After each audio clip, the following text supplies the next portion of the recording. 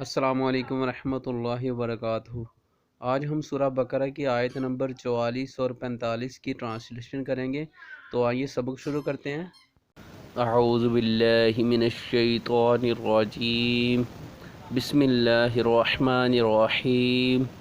اتأمرون الناس، اتأمرون کیا تم حکم دیتے ہو، الناس لوگوں کو، بالبر نیکی کا، وتنسون اور بھول جاتے ہو، انفسکم اپنے آپ کو، وانتم حالانکہ تم، تتلون الکتاب پڑھتے ہو کتاب، افلا تعقلون کیا پھر تم نہیں سمجھتے، اتأمرون الناس بالبر وتنسون انفسکم وانتم تتلون الکتاب افلا تعقلون کیا تم لوگوں کو نیکی کا حکم دیتے ہو اور اپنے آپ کو بھول جاتے ہو، حالانکہ تم کتاب کی تلاوت کرتے ہو، کیا تم عقل سے کام نہیں لیتے۔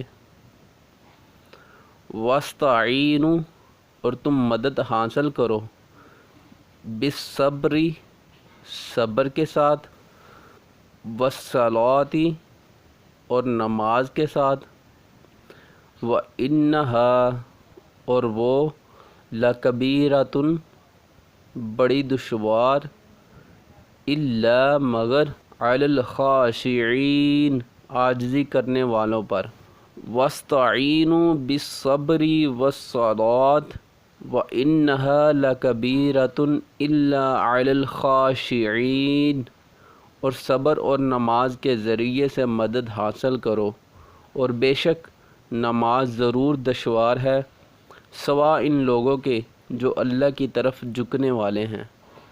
صدق اللہ العظیم۔